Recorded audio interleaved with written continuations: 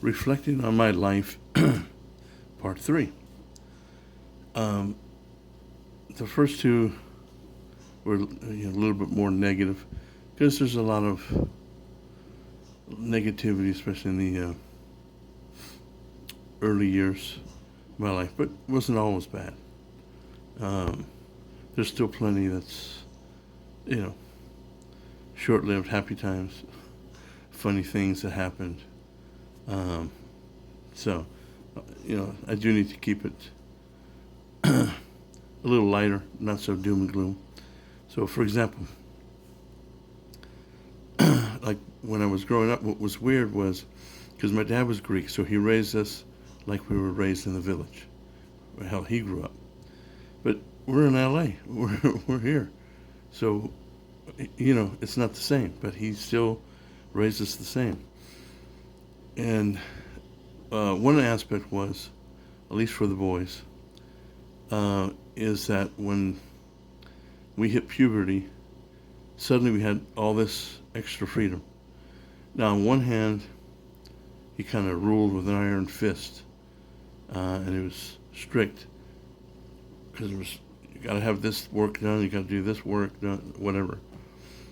But once that's all done, once we hit 12, 13, I mean, we could just say, hey, I'm going out with my friends, and that's all we needed to say, and we could come back literally whenever we wanted.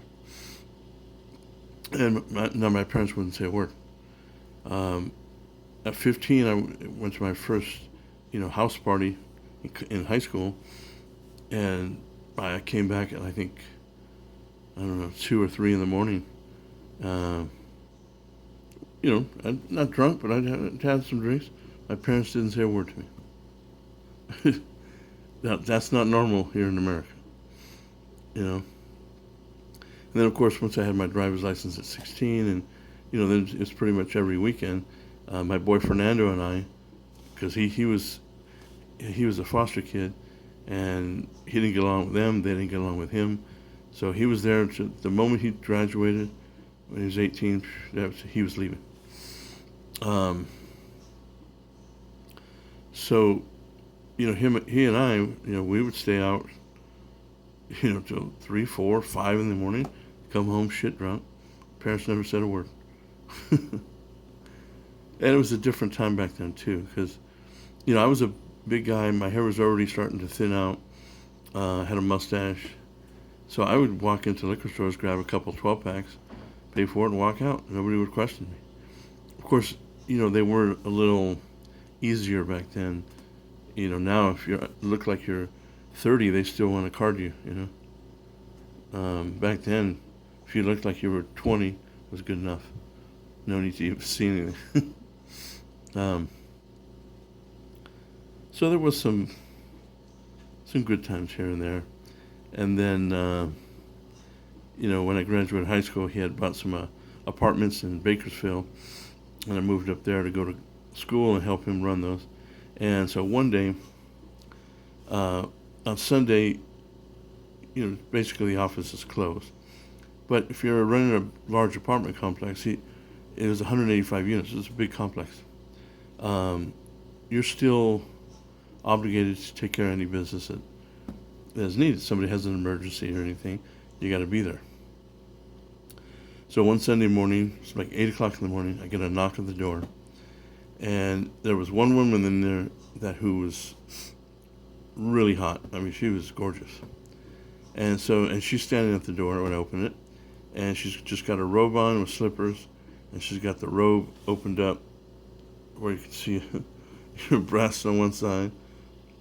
And she looks at me and without saying, sorry to bother you, good morning, she looks at me and says, have you seen my pussy? And I'm going, what? I'm 18, I'm going, oh, what? And then, of course, after a few seconds, she says, oh, yeah, my gray tabby, and her pussycat, her cat. But she smiled, and she did it just to mess with me. So, which I appreciate. I still remember to this day. So there was some funny stuff, and then when my dad at the hotel, um, This is after college. I worked the 4 p.m. to midnight shift. You know, it was downtown LA, so it was a little rough. So every hour from 8 o'clock on, I would go make my rounds, make sure there's no hanky-panky going on in the hallway, because sometimes people would do some weird stuff. So one day I'm making my rounds, and the door on the far end of the hallway opens up, and a guy comes flying out. He's wearing nothing but boxer shorts, and he's running past me, looking back like, And then right after him, comes his girlfriend, and she's wearing nothing but a knife. She's butt naked, holding a knife, running after him, saying, "I'm gonna kill you, motherfucker! I'll kill you." So they run past me, and I'm going, "What the?" So I'm like, okay, well, I have to follow and see how this thing ends.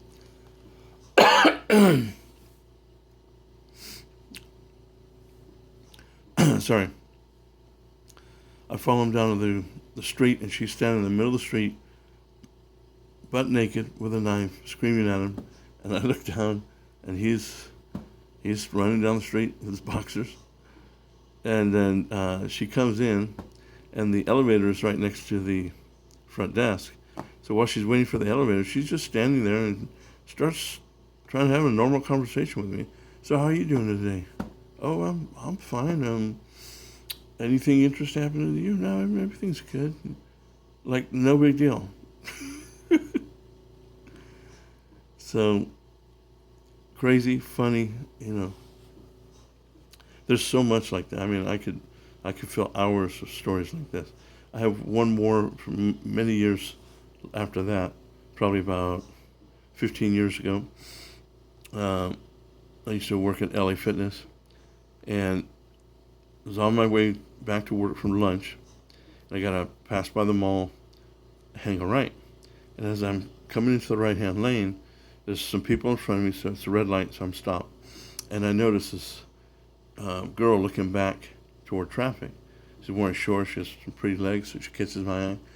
And then she's looking back, and then she looks at me and goes, and she makes a beeline right from my truck, and she just opens the truck and just gets in. And I'm like, "What?" And then she turns around and looks, she goes, "Here, they're coming, go, go." And then I see a green light, and I go, and I'm like, "What the hell's going on here?" And after we go for a while, she's like, "Oh, sorry, yeah, some guys were following me from the store, from the mall, and I recognize you from the gym, so I thought it'd be safe."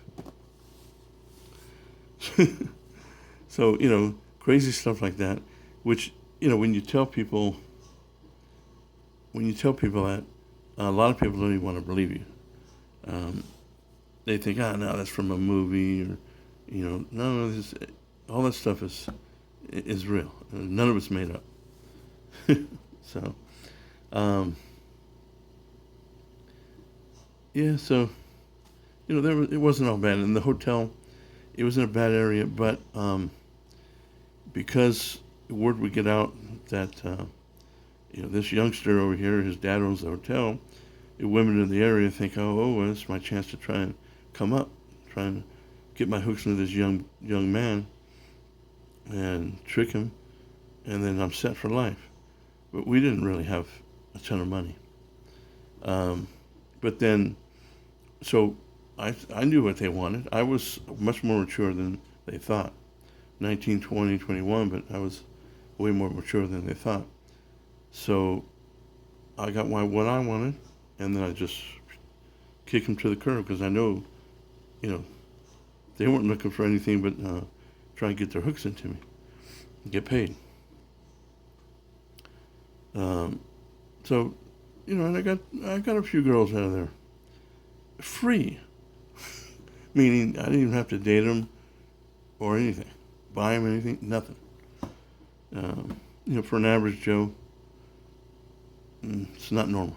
So, anyway, so that's, I just wanted to put that out there. That's I had a rough life. Some was self-induced, but it wasn't all bad. There were some good times, some funny moments, and so. All right, stand by for part 4.